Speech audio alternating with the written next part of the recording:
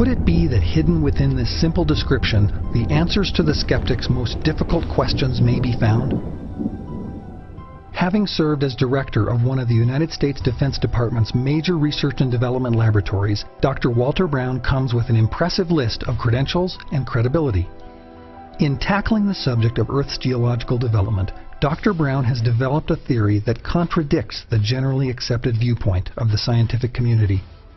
Profound and far-reaching, this respected scientist's hydroplate theory not only offers a completely new approach to the geological sciences, it succeeds where the prevailing theory often fails.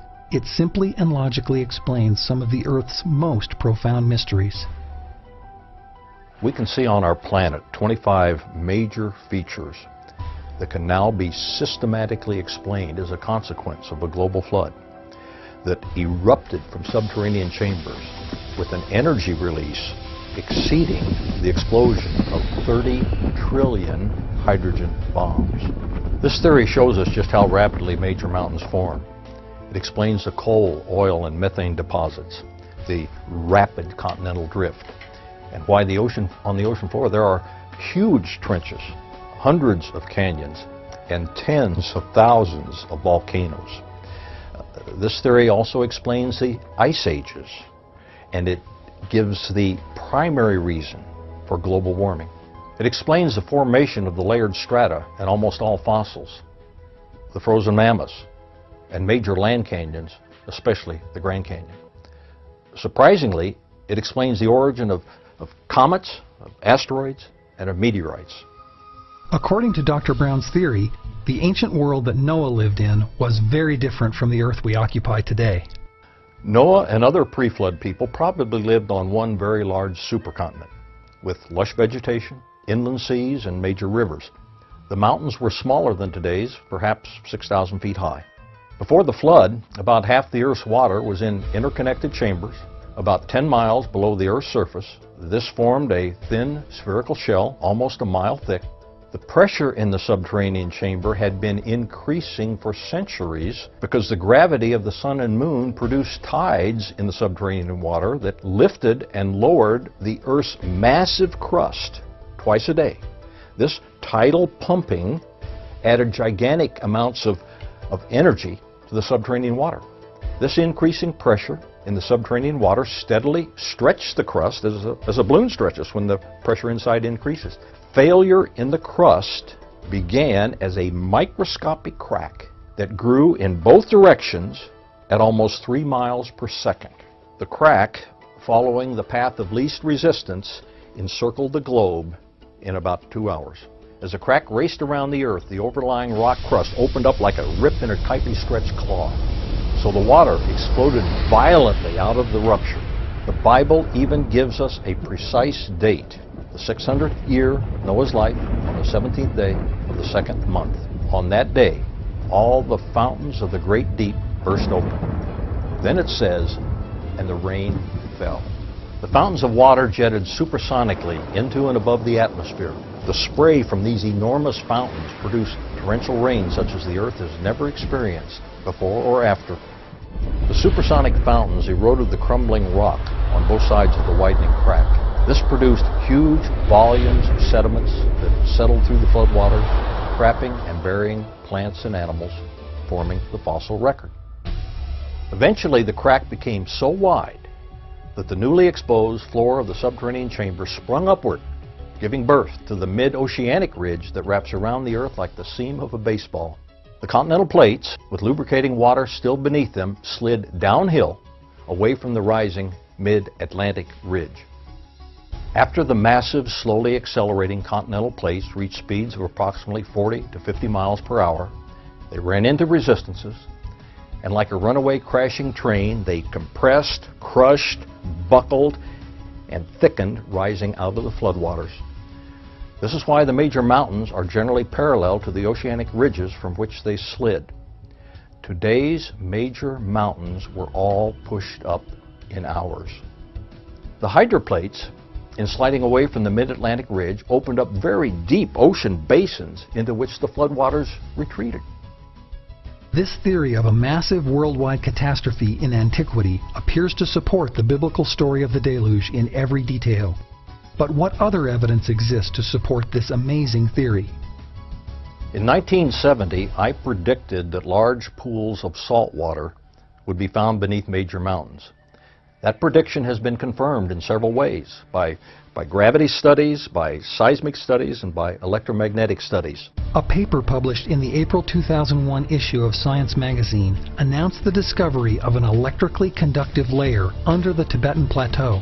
The article suggested that such high conductivity at depths of approximately 10 miles could be achieved by a layer of aqueous fluids, some 1.6 kilometers thick and containing 10% brine. In other words, salt water. Just how big these subterranean layers of water will turn out to be, no one really knows. But the article points out that the conductivity is evident across the entire Tibetan Plateau. Recently, even more evidence to support Dr. Brown's theory became available. On March 22, 1998, a group of boys playing basketball in Monahans, Texas, narrowly missed being struck by a 3-pound meteorite that crashed to the ground 40 feet from where they were playing. The police were notified, and 48 hours later, NASA scientists cracked the meteorite open in a cleanroom laboratory. What they discovered inside stunned them all. The meteorites contained salt crystals and liquid water. The NASA scientists who investigated this meteorite believe it came from an asteroid. That's unlikely, because asteroids in the vacuum of space cannot sustain liquid water, which is required to form salt crystals. It's also too cold, and there's too little gravity. Earth is the only body in the solar system that can sustain liquid water on its surface. This demonstrates the enormous power of the subterranean supercritical water, the fountains of the great deep, that launch water and rock fragments into orbit around the sun. These rock fragments are still returning to the Earth as meteorites.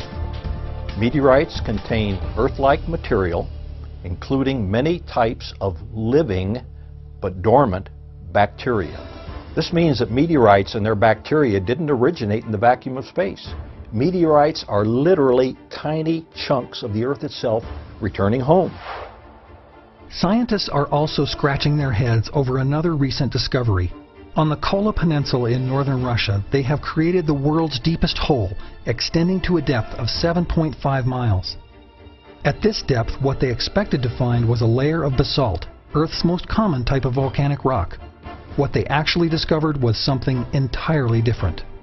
The hole didn't reach the basalt underlying the granite continents, but to everyone's surprise, they did reach hot, salty water flowing through crushed granite. Geologists are mystified, but the hydroplate theory provides a simple explanation. Did the springs of the great deep burst forth and flood the entire Earth, just as the Bible says?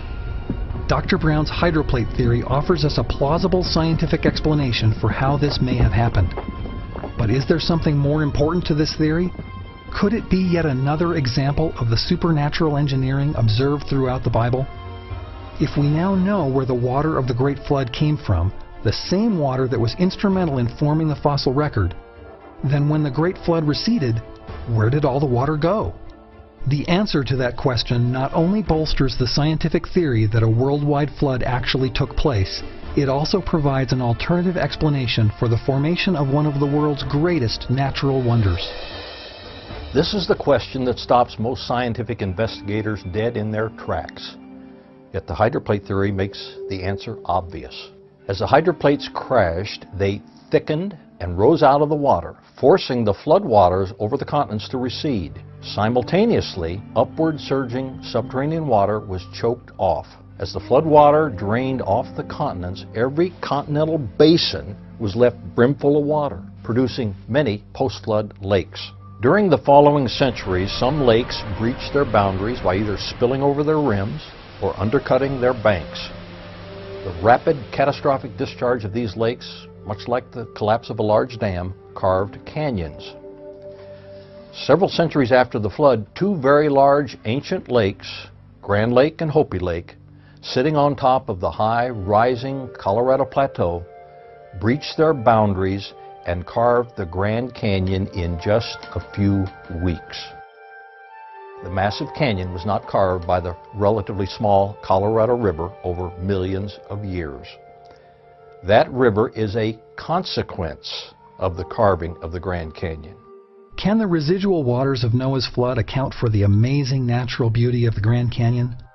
If Dr. Brown's theory is correct, then the Grand Canyon was carved only a few thousand years ago, and nearly every geology textbook needs to be rewritten.